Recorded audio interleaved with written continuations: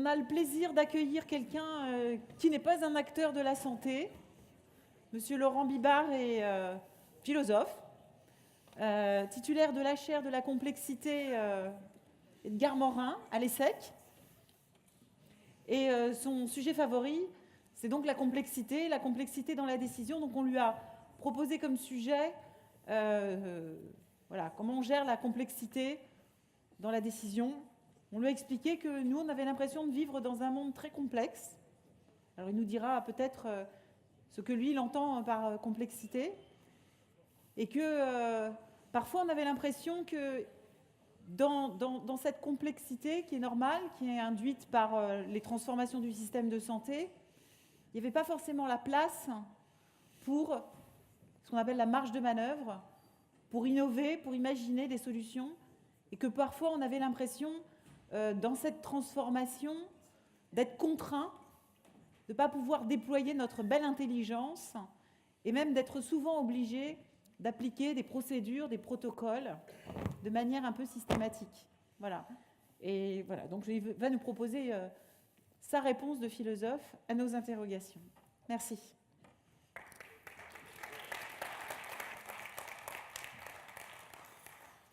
Merci, bonsoir mesdames et messieurs, bonsoir. C'est un grand plaisir, un honneur d'être ici.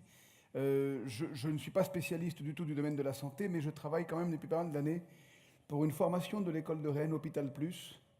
Et j'ai pas mal travaillé comme consultant pour les hôpitaux, mais je ne les connais pas en interne. Mais le secteur de la santé me semble capital, et du coup, ne serait-ce qu'en tant que citoyen, je suis extrêmement heureux et fier d'être ici. J'espère qu'on va avoir ensemble un moment qui vous paraîtra utile. La proposition, c'est donc les processus de décision en situation complexe. Moi, je vous propose de définir, on n'a pas le temps de rentrer dans le détail en termes théoriques, et je vais faire assez peu de philosophie pour le coup, mais il y a une ou deux choses utiles, à mon avis, à évoquer. La complexité, entre autres, elle implique que les organisations vivent des contradictions. Je n'ai pas pris de slide et autres, ça me paraît moins efficace. Alors, même si ce que j'écris n'est pas très visible, la fonction, ce n'est pas tant la visibilité que le fait qu'il y ait un tout petit support et que vous puissiez vous représenter quelques éléments. J'ai écrit contradiction. C'est très important d'observer que les organisations sont structurellement contradictoires. Et pas du tout seulement dans le secteur de la santé, mais partout. Là, je vous le dis en tant que consultant, etc. Il y a des contradictions partout. Et une contradiction actuellement qui s'exprime très fort et qui a été évoquée d'ailleurs également à la fin du débat, j'ai eu le plaisir et c'est très bien que ce soit arrivé un petit peu avant la fin du débat précédent, c'est le fait que pour aider les organisations actuellement à affronter quelque chose qui est essentiel à la complexité, une deuxième caractéristique, en plus des contradictions, c'est l'incertitude. Et l'incertitude, c'est important d'avoir à l'esprit que c'est... sans rentrer dans le détail, je vous précise juste, un économiste qui s'appelle Frank Knight a fait un travail très important sur la question dans les années 20. Il dit que les événements qui sont risqués sont des événements calculables, on peut évaluer leur probabilité de réalisation, alors qu'il y a des événements qui ne sont même pas imaginables, ou très difficilement imaginables. Et on est actuellement dans la mondialisation contemporaine, sans doute, dans un contexte où il y a pas mal d'événements qui sont difficilement imaginables. La situation géopolitique mondiale change énormément, les informations vont de plus en plus vite. Il a été question d'intelligence artificielle tout à l'heure. Évidemment, les technologies changent à une vitesse fulgurante. Donc il y a des tas de choses qui vont se réaliser qu'on ne peut pas même anticiper. Et donc, on ne peut pas calculer un risque de réalisation d'événements qu'on ne peut même pas imaginer. Ben voilà un monde complexe. Il y a plein de choses nouvelles qui vont venir qu'on ne sait pas. Donc, incertitude et contradiction. Je m'en tiens à ces deux caractéristiques. Quoique, attendez, il y a peut-être le mot d'émergence. Tout à l'heure, le mot d'émergence a été évoqué, ne serait-ce qu'au travers de la notion de signaux faibles, à la fin en conclusion de la table ronde précédente. En fait, je l'évoque parce que ça va rejoindre un point que je trouve très important à vous évoquer. Pour intuitivement approcher la notion d'émergence, il y a une métaphore extrêmement simple qu'on connaît toutes et tous, ne serait-ce qu'en idée, c'est que quand les saisons passent, il y a une saison particulière qui est très utile pour comprendre l'émergence. En hiver, quand il y avait de la neige, hypothèse, il y a de la neige en hiver dans certaines régions. Eh bien, qu'est-ce qui se passe? Sous la neige, de manière non visible, se prépare l'émergence du printemps. Ben ça, c'est un événement extrêmement simple qu'on peut connaître ou dont on peut se souvenir ou tout ce qu'on veut. Mais ça veut dire que, même s'il n'y a pas de neige d'ailleurs, sous la terre se prépare quelque chose qui est déjà en route mais qui n'est pas encore visible. C'est ça l'émergence. C'est que la réalité n'est pas directement visible et il se passe des tas de choses qu'on ne voit pas mais qui sont déjà en route. Du coup, une des conséquences de l'émergence qui est tout à fait importante, c'est que quand se passent des choses qu'on ne voit pas, on a absolument besoin de les deviner. Donc j'écris ici signaux faibles. Et si la réalité ne se voit pas, il n'y a personne qui puisse dire « je sais que ». Et en revanche, le contrepoint qui est très très intéressant, c'est que tout le monde doit pouvoir se dire « je crois deviner que » et doit pouvoir l'exprimer aux autres. Et là, on commence à rejoindre quelque chose dont il a été question à la table ronde précédente, et je crois que vous y êtes toutes et tous extrêmement attachés, c'est la légitimité fondamentale de la prise de parole de tout le monde à tout niveau d'une échelle hiérarchique. Que ce soit dans un hôpital, que ce soit dans une industrie, que ce soit dans n'importe quelle organisation. Si on affirme que la réalité est émergente, personne ne peut dire « je sais ce qui va se passer », mais tout le monde peut être considéré comme légitime pour dire « j'ai l'impression qu'il y a un signal faible qui dit que il va se passer ceci, cela ». Et ces impressions, ces efforts d'interprétation du réel, si on estime que tout le monde a comme la responsabilité et le droit de les dire, peut-être le devoir en quelque sorte, ça exige du point de vue managérial de s'exercer à passer la parole aux gens. Et tout à l'heure, on parlait d'innovation managériale, etc. Sans doute que l'innovation fondamentale à laquelle il faut s'adonner maintenant, c'est de passer la parole aux gens. Et en vous disant ça, je m'approche d'un point qui me paraît essentiel à vous proposer. Dans le contexte où les contradictions jouent un rôle si important, il y a une contradiction qui est flagrante, que moi je rencontre partout dans les organisations, largement en dehors du secteur de la santé, mais aussi dans le secteur de la santé, qui est une contradiction qui peut être éventuellement assez douloureuse, assez problématique, qui est que très souvent vous avez des équipes de direction, etc., mais ce n'est pas seulement au niveau des équipes de direction, en tout cas des gens qui sont très conscients de la complexité croissante, donc de l'incertitude à prendre en compte. Mais ce qui est très paradoxal, c'est que pour prendre en compte l'incertitude, les organisations mettent parfois en place des tonnes de protocoles qui ont pour but de maîtriser l'incertitude, de la tenir sous contrôle. Et ça, c'est très, très contre-productif potentiellement parce que, par définition, l'incertitude ne se contrôle pas. Elle se reconnaît, elle se rencontre, elle s'accepte ou pas, on la gère, on fait avec ou pas, mais on ne la maîtrise pas. Structurellement, l'idée de contrôler l'incertitude est absolument contradictoire. Et je peux vous dire, je me fais porte-parole des différents secteurs pour lesquels je travaille, l'industrie, etc.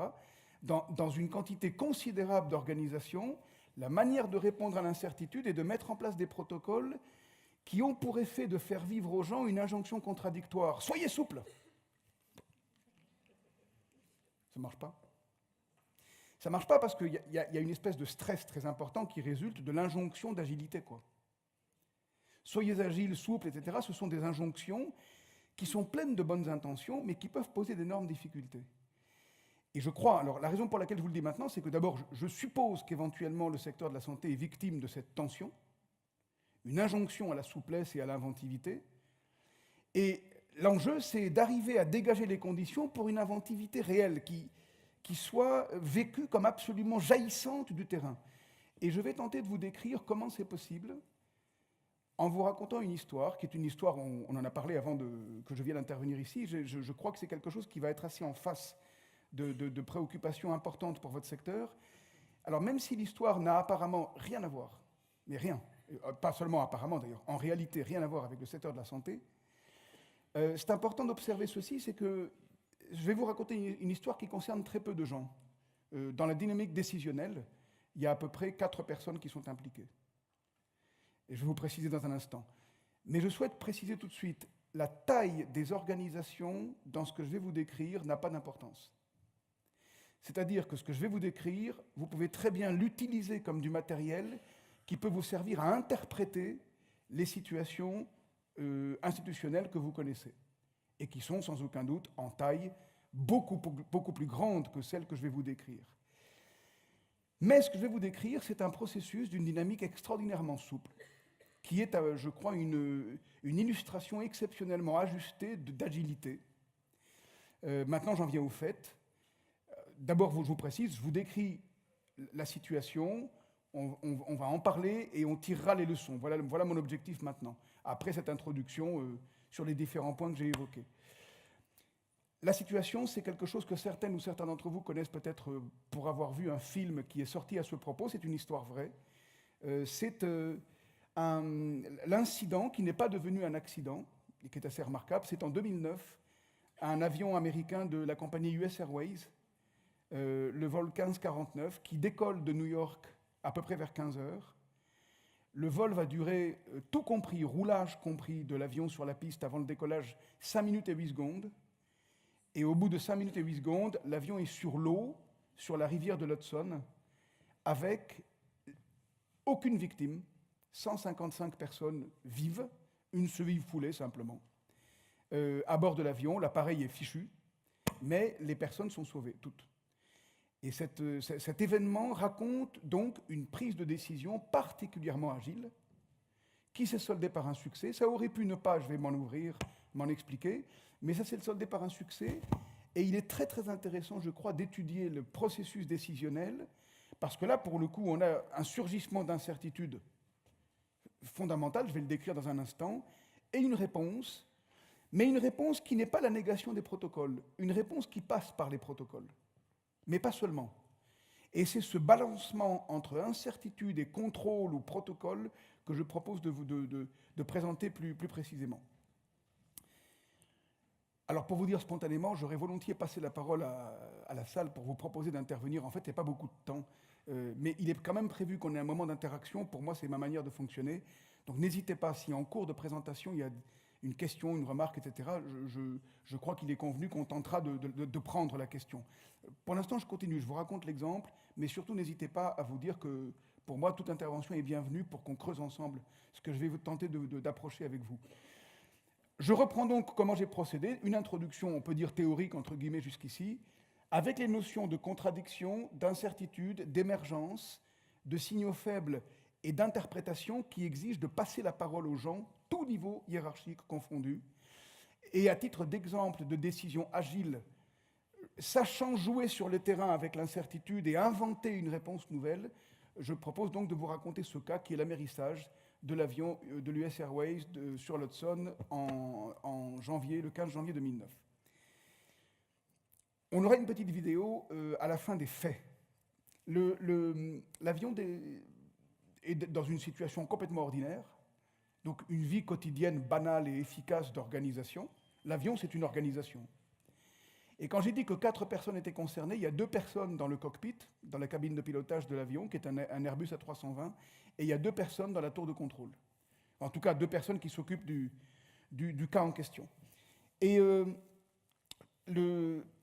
la situation est la suivante, tout est préparé pour le décollage, tout se passe impeccablement, et ça veut dire que le checklist, c'est-à-dire la vérification des points névralgiques de l'avion avant le décollage, est faite tout à fait de manière routinière. Dans la cabine de pilotage, nous le savons tous, les mesures de sécurité sont présentées par l'équipage et le cockpit reçoit l'autorisation de décollage de la part de la tour de contrôle. Donc tout va bien, décollage. Et ce qui se passe, c'est qu'au bout de 100 secondes, 1 minute et 40 secondes après le décollage, un vol d'oiseau, je crois que ce sont des oies du Canada, peu importe, un vol d'oiseau traverse le couloir aérien de l'avion. Et un vol d'oiseaux, c'est un banc d'oiseaux, c'était une quantité considérable. Ils n'ont pas le temps d'éviter les oiseaux, et l'Airbus qui a 2 moteurs, les 2 moteurs absorbent les oiseaux, alors malheureusement pour les oiseaux, et malheureusement pour les moteurs.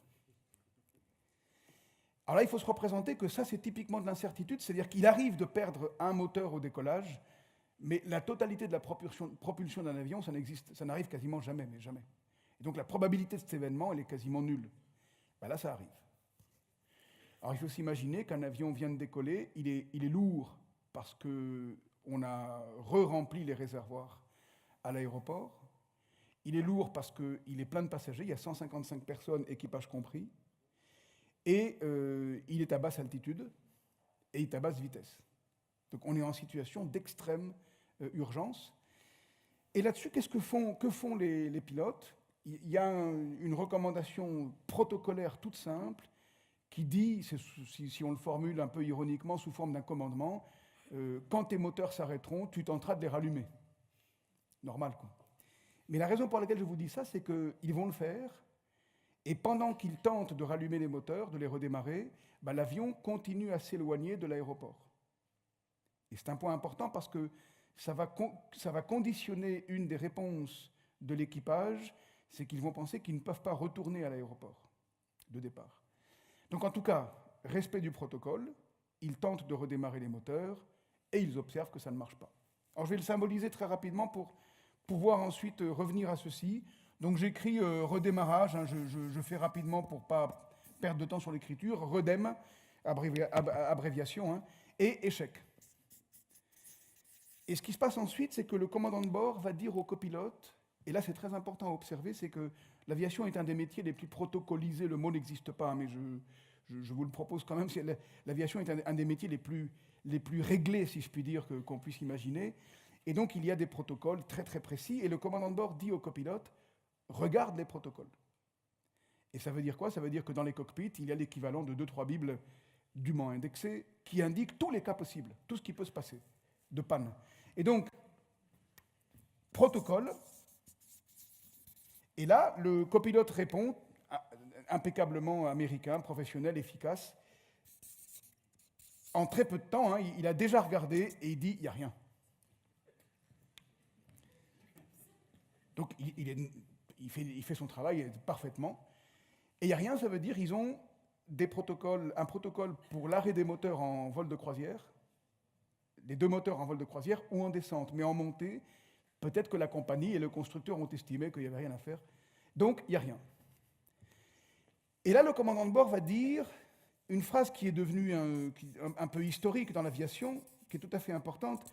J'ai écrit Hudson, c'est le nom de la rivière, donc, et il dit en anglais « We will end up on the Hudson », nous allons finir à la surface de l'Hudson. Il ne dit pas amérir, hein, il dit finir, end up. Et la tour de contrôle traduit, et malheureusement ils n'ont pas tort, on va se cracher, quoi. Il ne se passera rien de plus. Et pourquoi la traduction, la compréhension par la tour de contrôle, c'est une catastrophe? Parce qu'un avion de l'aviation civile, maintenant, a en général les moteurs en dessous du niveau de la carlingue, et pour peu qu'il y ait un tout petit peu de dissymétrie dans l'arrivée dans l'eau, l'avion se disloque. Et là, c'est fini pour tout le monde. Et donc, quand le commandant de bord va dire ça, la tour de contrôle, très calmement, mais très sérieuse, va répondre, sans le dire sans doute, hein, mais c'est une folie, et ils vont dire « Retournez à l'aéroport de départ », ce que je symbolise par le mot « départ » ici. Et là, le commandant de bord, très très décidé, va dire « incapable »,« unable ». Je reviens du coup à l'idée, hein, quand ils ont tenté de démarrer les moteurs, ils s'éloignaient de l'aéroport de départ. Alors juste pour information, mon argument est un peu faux, parce qu'ils auraient commencé à revenir tout de suite vers l'aéroport de départ, ils étaient trop près. Donc c'était quand même pas faisable.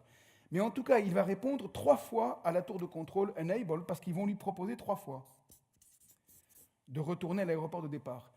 Une fois qu'ils ont compris qu'il est assez têtu, la tour de contrôle va dire « Allez à l'aéroport de secours », et j'écris « secours » ici, et c'est utile à savoir, un avion a toujours 3-4 aéroports de secours possibles au décollage. On repère en tout cas les aéroports possibles, et donc ils disent « Allez à l'aéroport de secours numéro tant, c'est le plus proche ». Rebelote, unable. Donc il est vraiment têtu. Donc j'écris unable ici, qu'il dit 4 fois. Là-dessus, le commandant de bord ne va plus parler à la tour de contrôle, et en revanche, il va s'adresser à son collègue, et il va dire une question qui est tout à fait intéressante à entendre, parce que l'équivalent, c'est de parler aux équipes. Tu vois une autre solution? L'impact est dans 20 secondes. Et lui, il est en train de lui dire, on prend le thé, on discute. Hein, c'est un peu ça, j'exagère un peu le propos, bien sûr, mais il demande quand même. Et ça, c'est intéressant qu'on s'arrête à ce point-là, c'est qu'il pose une question complètement absurde a priori. Mais qu'est-ce qui va se passer? Le copilote va dire non. J'ai pas d'autre solution. Et pour une raison que je vais vous dire dans un instant, je mets le non à gauche du paperboard, ici, avec la couleur ici en vert. Et les derniers mots du commandant de bord sur cette base vont être my control, mon contrôle. Et ça veut dire quoi? Ça veut dire je vais emmener l'avion, ça n'est pas je suis le patron, etc. Hein, ça veut dire je vais emmener l'avion sur l'eau, ce qui peut vouloir dire qu'au décollage, c'était le copilote qui pilotait. Et si vous voulez, on en parle, mais en gros, il y a constamment alternance de pilotage dans les cockpits. Même s'il y a la hiérarchie, tour à tour, les uns et les autres pilotent pour garder en permanence la compétence réflexe du pilotage. Donc là, le commandant de bord dit « my control », ça veut dire « je prends la responsabilité d'amener l'avion sur l'eau », et ça veut dire tacitement, l'autre revers de la médaille de cette expression, c'est « prépare l'avion ». Et pourquoi? Parce qu'un avion qui n'est pas fait pour ça, qui arrive sur l'eau, si ça marche, ce qui est très peu probable, hein, en principe ça ne marche pas, mais si ça marche, ben, il faut qu'il flotte assez longtemps pour que les passagers aient le temps de sortir. Et donc il faut le préparer, il faut fermer toutes sortes d'écoutilles, de tas de choses qui permettront au maximum l'étanchéité de l'avion une fois qu'il sera sur l'eau. Et ce qui est très intéressant à observer, c'est que le copilote ne répond même pas, mais ça ne veut pas dire de l'insolence, au contraire, ça veut dire « tu vois une autre solution ?» Non. « My control », ça veut dire et l'autre se tait, qui ne dit mot consent, on y va. Et miracle, ils réussissent. C'est qu'ils averissent. Alors les derniers mots, pour bien vous signaler que c'est quand même très peu probable, c'est que le commandant de bord va dire, avant l'impact sur l'eau, il va dire à tout le monde, attendez-vous à quelque chose de violent. Traduction pour les croyants, faites votre prière, quoi, c'est fini. Je trouve très important d'insister sur ces points, parce qu'on peut tirer quelques leçons de ça. J'espère que j'étais assez clair sur la description. Le paperboard n'est pas exactement là pour voir le détail, mais pour que je puisse symboliser un mouvement entre différents pôles concernant les opérations qu'il mène. Il faut se représenter une situation d'extrême urgence, et ils réussissent pourquoi? Premièrement, le commandant de bord va comprendre ce qu'il peut faire. Je propose de ne pas vous décrire immédiatement ce que j'ai à l'esprit, parce que ça requiert la petite vidéo. Deuxièmement, donc premièrement, il va comprendre ce qu'il peut faire. Et au début, il va penser, mais c'est pas possible, qu'est-ce qui nous arrive? C'est impossible, c'est pas vrai, je rêve, quoi. Ou je fais un cauchemar, mais finalement, il va accepter l'idée. Et je vous propose qu'on en parle après la vidéo. Le deuxième point, c'est qu'il y a une oscillation régulière, très rapide, entre la partie gauche du paperboard que j'ai mise en vert et qui représente tout ce qui est sous contrôle, tout ce qui est protocolisé, si je puis dire, tout ce qui est inscrit dans des procédures, dans des mécanismes, des réglementations, des routines, des savoir-faire déjà intégrés que les deux pilotes maîtrisent impeccablement et la tour de contrôle aussi. Et du coup, les recommandations de la tour de contrôle qui sont les plus raisonnables, revenez à l'aéroport de départ ou allez à l'aéroport de secours, font partie des processus qu'on connaît. Tandis que du côté droit, ici, il y a en rouge tout ce qui représente l'incertitude.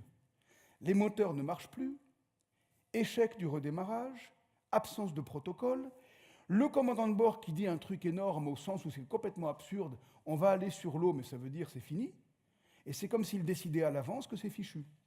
Et la tour de contrôle ne veut pas admettre ça, donc elle dit, mais attendez, non. Enfin, ils disent pas ça, hein, il n'y a pas l'émotion que je viens de vous dire, c'est très calme, mais ils disent, revenez à l'aéroport de départ. Et 3 fois, non, impossible. Allez à suite de secours, non, impossible. Et ensuite, dernière question absurde, parce qu'ils n'ont pas le temps d'en parler, tu vois une autre solution? Non. Et ce point-là, je pense qu'il faut l'entendre symboliquement comme la mobilisation d'équipe, quelle que soit la situation d'urgence.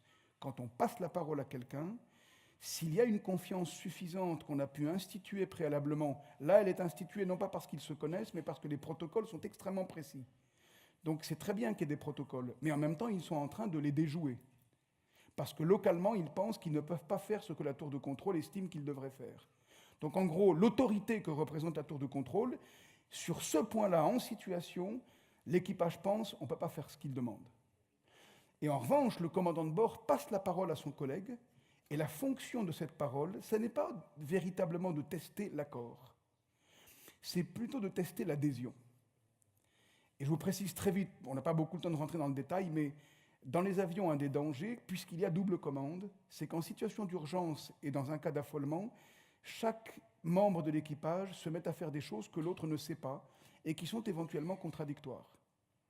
Ça s'est passé sur le vol du Rio-Paris d'Air France, malheureusement trop connu, de la même année d'ailleurs, mais où les deux membres de l'équipage faisaient des choses contradictoires sans le comprendre. Et là, le copilote, affolé peut-être par la décision du commandant de bord, aurait pu éventuellement tenter d'amener l'avion sur une autoroute. Mais si vous avez quelqu'un qui essaye quelque chose, quelqu'un qui essaye autre chose, et qui ne se concerte pas, c'est fini. Et donc la fonction de cette prise de parole, elle est capitale. Et je généralise le propos. Si des équipes sont habituées à ce qu'on les questionne, la probabilité de réponse confiante quand il y a une situation globale qui est perçue ressemble à ça. Ici, le commandant de bord prend un risque gigantesque. Celui que justement le copilote dise « Ah ben oui, allons plutôt sur une autoroute ». Et là, il n'avait pas le temps de discuter, de négocier. Mais il prend ce risque, et qu'est-ce qui se passe quand il a pris ce risque? Et dès que le copilote a répondu « Non, je ne vois pas d'autre solution », ils sont de nouveau en situation connue. C'est-à-dire qu'ils peuvent se mettre à travailler comme s'ils étaient en situation banale. My control, j'emmène l'avion, comme pour un atterrissage normal, et sous-entendu, et ça ils connaissent très bien leur métier et leur fonction, ben sous-entendu, le copilote comprend immédiatement qu'il doit préparer l'avion. Autrement dit, grâce à cette question, ils évitent une contradiction majeure et une tension, une rupture peut-être, et ils convergent sur l'action à mener en situation d'urgence. Et là, ils n'ont plus besoin de parler, ça va sans dire. Et ils font leur travail, basé sur leur expertise, et ils réussissent. Le commandant de bord n'aurait jamais pu réussir seul. Et donc, c'est l'équipage qui a réussi. Il n'y a pas un héros unique qui réussit, il y a une équipe. Et donc, ce propos est tout à fait généralisable. Donc, les deux points que je mets en relief ici sont une espèce de scansion, de mouvement permanent entre les protocoles connus et l'observation de la situation incertaine telle qu'elle existe et un jeu entre les deux, et la mobilisation dans une situation totalement inédite de séquences de comportements qu'ils maîtrisent parfaitement. Donc un métier très bien maîtrisé et la reconnaissance de l'incertitude et l'application de certaines procédures dans la situation incertaine localement comprise par l'équipe et que la tour de contrôle, elle, ne voit pas.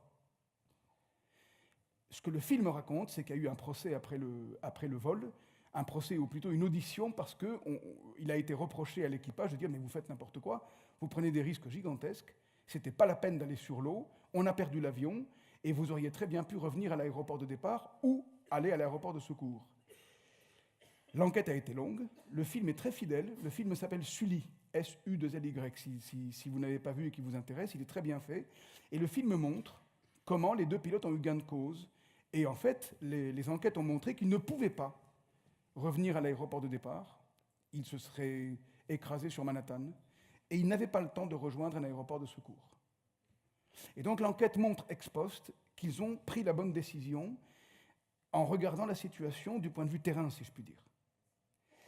On est ici en situation d'improvisation au meilleur sens du terme. L'improvisation, c'est tout sauf de l'amateurisme.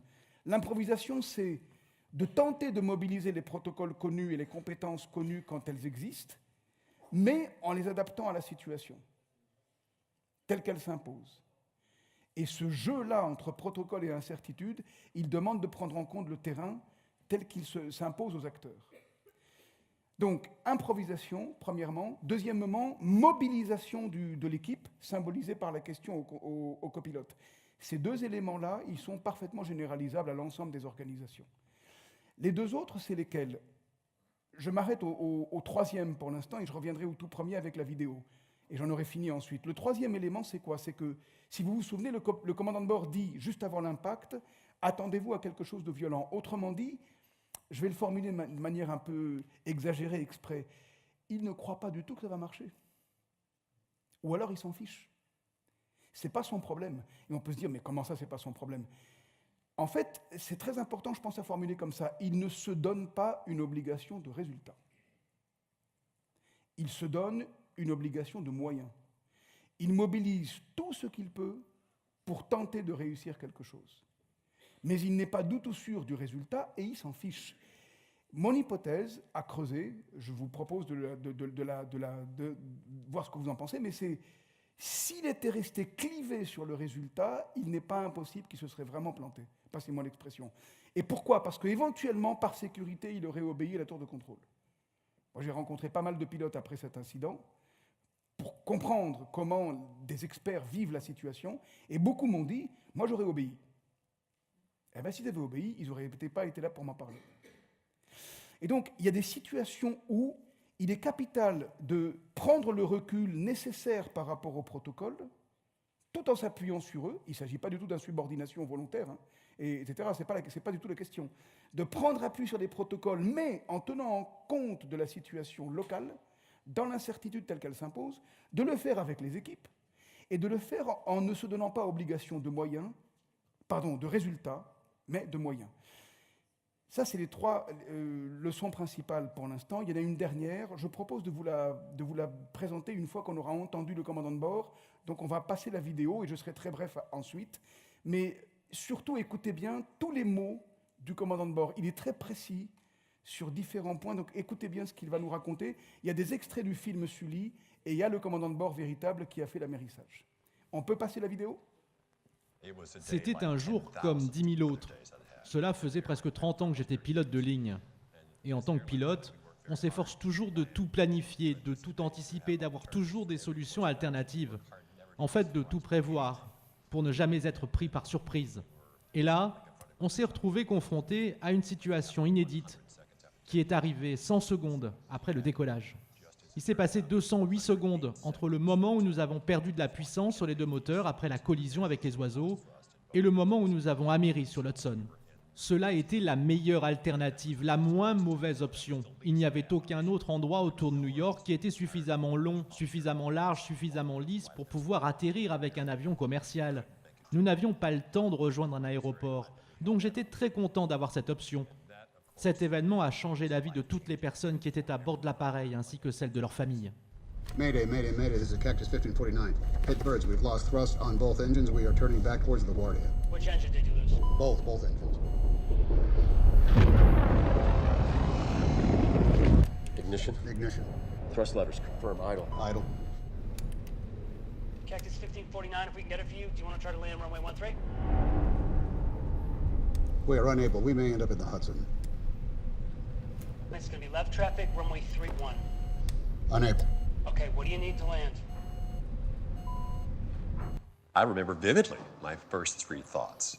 Je me rappelle parfaitement les trois choses auxquelles j'ai pensé sur le moment. La première, ça a été « ça ne peut pas m'arriver ». J'étais incrédule après tant d'années de vol routinier. Se retrouver soudainement dans une situation d'urgence absolue, c'était un choc. And that was followed immediately by Ensuite, je me suis dit « cela n'est pas en train de m'arriver ». Tous les vols que j'avais faits jusque-là avaient été si ordinaires dans tous les sens du terme.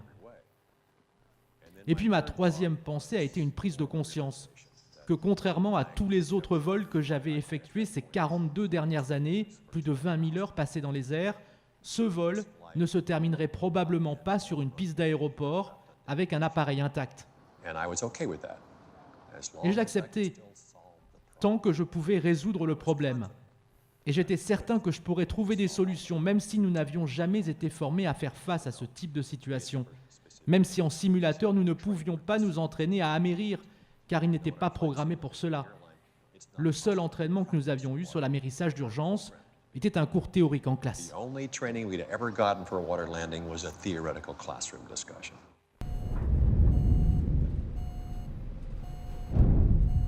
No reload after 30 seconds in your master 1 and 2 confirm off. Off. Terrain. Too low. Terrain. Too low. Terrain. Too low. Terrain.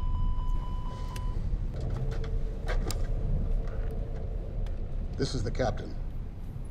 Brace for impact.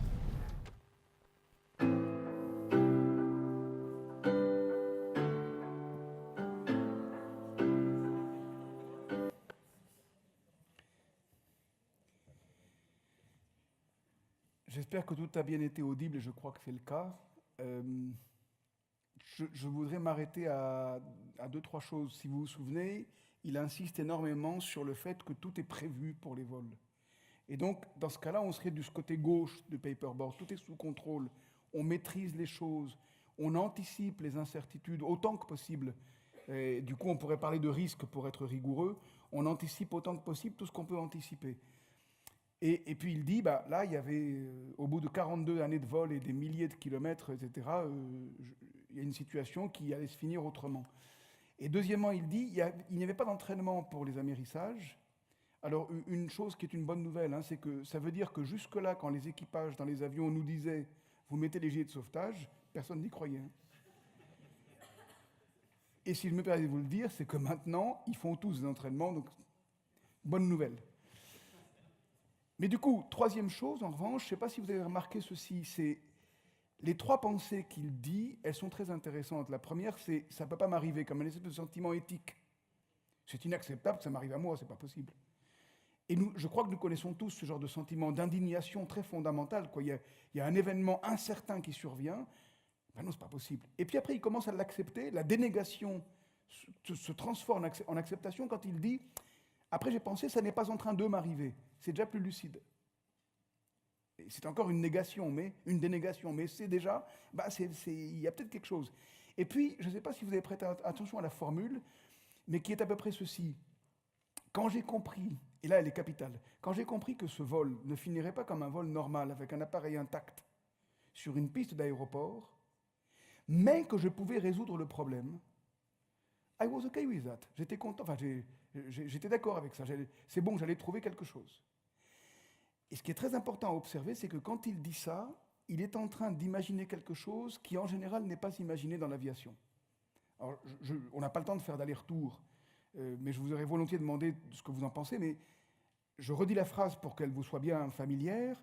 Quand j'ai compris que ce vol ne finirait pas comme un vol normal, avec un appareil intact sur une piste d'aéroport, mais que je pouvais résoudre le problème, I was okay with that. J'étais d'accord avec ça. Ça veut dire quoi? Ça veut dire il sépare dans son imagination le sort de l'avion de celui des passagers, et réciproquement. Parce que quand il dit « mais que je pouvais résoudre le problème », évidemment, c'est des passagers dont il parle. Et c'est capital, cette petite phrase, parce que ça veut dire que quand il dit « quand j'ai compris que ce vol ne finirait pas sur une piste d'aéroport avec un appareil intact », ça veut dire « l'avion, je m'en fiche », mais que je pouvais résoudre le problème, qui est quoi? C'est de sauver les passagers, alors ça va. Et du coup, il dit quelque chose qui peut paraître stupéfiant. Je ne sais pas si vous avez noté, mais il dit « j'étais content qu'il y ait l'Hudson ». C'est merveilleux comme résilience et comme capacité d'être positif. Mais ce qui est capital, pour le coup, je vais finir là-dessus, ça va vous paraître peut-être trop facile, mais je ne crois pas qu'il faut considérer que c'est trop facile. C'est en revanche une très bonne manière de comprendre l'improvisation. Ce commandant de bord était pilote d'hydravion. Ça ne résout pas son problème, il n'est pas dans un hydravion. Mais il a la compétence que je symbolise à gauche du paperboard de pilote d'hydravion. Vous pouvez traduire avec n'importe quelle compétence que vous maîtrisez impeccablement. Il a une situation qui pourrait ressembler à celle que requiert un pilotage d'hydravion, mais qui n'est pas la même du tout. Qui d'ailleurs, en principe, est complètement différente, à tel point différente qu'elle est impossible. Mais il se fiche du résultat, rappelez-vous. Ce qui l'intéresse, c'est d'essayer. Et en tant que pilote d'hydravion, c'est là que sa phrase peut s'expliquer. Quand j'ai compris que le vol ne finirait pas avec un appareil intact, ce n'est pas un hydravion, mais ça m'est complètement égal. Je vais l'amener sur l'eau, et peut-être que je peux sauver tout le monde, qu'on fasse sortir les gens de l'avion. Et il sépare dans son imagination deux choses qui sont spontanément réputées inséparables dans l'aviation, le sort de l'avion et le sort des passagers. Et bien ça, c'est de l'agilité. Il sépare l'inséparable. Et il le fait parce qu'il applique des compétences qu'il a déjà, pilote d'hydravion, à une situation totalement inédite sur le terrain. Cette capacité d'improvisation qui est de transporter des compétences dans des situations inédites pour lesquelles les compétences ne sont pas faites directement, mais qu'elles peuvent servir indirectement, c'est une capacité d'improvisation au sens le plus sérieux du terme. Rien ne se prépare plus que l'improvisation. Et ça veut dire, si maintenant je reprends les leçons de ce cas, je crois qu'ils sont tout à fait généralisables à toutes sortes d'organisations soumises à la complexité. Décision, processus décisionnel en situation complexe, c'est quoi? La complexité, c'est l'incertitude, fondamentalement. Les pilotes ont l'habitude de dire, tant qu'un vol est normal, il est compliqué. Mais il n'est pas complexe. La complexité vient quand on a soudain des choses complètement inédites et une panne, quoi, quelque chose qui vient perturber le fonctionnement normal du vol. Donc, complexité, continuation, tentative d'appliquer les règles telles qu'elles existent dans la dynamique décisionnelle, observation sur le terrain que les règles telles qu'elles existent, d'abord n'existent pas finalement, regarde les protocoles, j'ai regardé, il n'y a rien, etc. Donc il faut faire avec. Et décision de faire à partir du terrain quelque chose que la tour de contrôle ne voit pas, donc Hudson, la tour de contrôle, dit « Mais non, allez sur l'aéroport de secours ou l'aéroport de départ », incapable. Mobilisation des équipes. Donc, l'improvisation, c'est le mouvement entre le contrôle et l'incertitude, la reconnaissance de l'incertitude, la séparation des passagers et de l'avion, ensuite la mobilisation de l'équipe symbolisée par la question au copilote, le passage de la sidération en disant ça ne peut pas m'arriver, c'est pas possible, au fait de dire je vais, ce que je viens de rappeler, je m'excuse, j'ai pas été assez clair, séparer donc le sort de l'avion de celui des passagers. Et dernier point, en disant à tout le monde attendez-vous à quelque chose de violent, obligation de moyens mais pas de résultat. Eh bien ces différents éléments, si on les intègre au quotidien, et c'est possible, dans les organisations, je pense qu'on peut laisser sourdre se déployer les improvisations localement, et elles servent le changement, les transformations, les transitions, en évitant que ce soit des ruptures qu'on veut mener à bien. C'est-à-dire que le pari, c'est de dire, plus on habitue les gens à être capables d'improviser ensemble, en situation, en tenant compte de tous les éléments, les règles, mais aussi les terrains, et à le faire ensemble, sans se donner comme obligation le résultat en tant que tel, mais d'essayer sans cesse, alors on mobilise de manière très puissante, et l'exemple en est illustrateur, les équipes, et éventuellement de manière tout à fait efficace. Comment on peut faire ça? Et je finis, je n'ai pas le temps de le développer, mais je vous propose d'imaginer que c'est la suite du propos. Je reviens à mon point de départ. Plus on passe la parole aux équipes, plus on interroge les gens, plus on habitue les personnes à parler de ce qu'elles font, plus c'est efficace, parce que plus on obtient une attitude extrêmement ouverte par rapport à l'incertitude du terrain, par rapport à ce qu'on peut faire, par rapport aux règles. Je finis en signalant une difficulté structurelle, c'est que dans les organisations en général, et je suis assez certain, pour ce que j'en connais, et ce que je peux supposer que c'est le cas dans les hôpitaux et dans le secteur de la santé, on ne prend pas le temps de parler de ce qu'on fait. Pourquoi? Parce qu'on n'a pas le temps. Et si on ne prend pas le temps de parler de ce qu'on fait, on perd l'habitude de parler vraiment. On bavarde, vous et moi, on est tous capables de bavarder, on peut raconter des tas de trucs, mais parler vraiment de ce qu'on fait, s'exercer à comprendre ce qu'on fait, s'habituer, et pour des managers, à passer la parole aux équipes pour qu'il y ait un échange à partir des compétences mises à l'œuvre, c'est beaucoup plus rare. Et ça favorise de manière très, très, très puissante des comportements comme ceci. Alors, ça peut vous paraître un peu court, parce qu'il y a une seule question posée par une personne à une autre, mais c'est le symbole même de passer la parole. Tu vois une autre solution? Et ça, on peut rendre ce processus fondamentalement collectif. Je crois que c'est ça qui peut aider à ce que les transformations qu'on doit mener, les transitions qu'on vous demande de prendre en charge, ne deviennent pas des ruptures. Et ça a été signalé à la table ronde précédente, le dialogue. Mais ce n'est pas un dialogue général, c'est un dialogue à partir de ce qu'on fait, au cœur même de ce qu'on fait, et aussi pendant qu'on le fait. Et j'espère que ce point vous convainc. Je vous recommande vivement de voir le film si ceci vous a suffisamment incité. Voilà. Merci. Je me suis à disposition, si on a le temps, pour des échanges.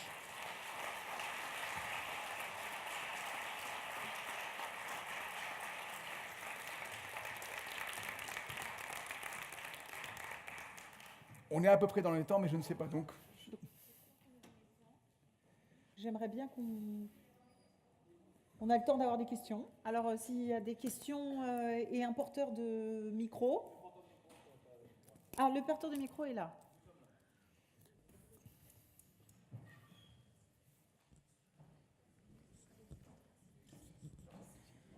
Là-bas. Bonjour, Aguin Muller, APHP. Moi, je suis complètement convaincu parce que la description que vous venez de faire, mais il y a aussi la question du ton. Du ton. Oui. La façon dont on va dire, tu as une autre solution. On peut dire, tu as une autre solution ? C'est pas exactement pour encourager la créativité et la participation. Et alors, ce qui me frappe, c'est que dans le film, j'ai pas l'impression qu'on le voit, qu'on entend cette phrase. Non, en effet. Je pense qu'ils l'ont zappé, si vous me permettez l'expression. Mais le film est très bien par ailleurs. Il est quand même très très fidèle à ce qui s'est passé. Mais je crois que cette question-là, elle n'est pas exactement. À un moment, simplement, il est montré que le commandant de bord dit, en répondant à la tour de contrôle, on va aller sur l'Hudson, et on voit juste le copilote qui le regarde un peu surpris. Oui. Voilà, mais il n'y a pas la question express qui est dite, effectivement. En fait, si l'extrait existe, des collègues l'avaient retrouvé quand je le cherchais pour... Il existe bien, donc si vous voyez le film, vous tomberez dessus. Mais donc allez-y, excusez-moi. Oui, enfin, donc moi c'était juste pour dire que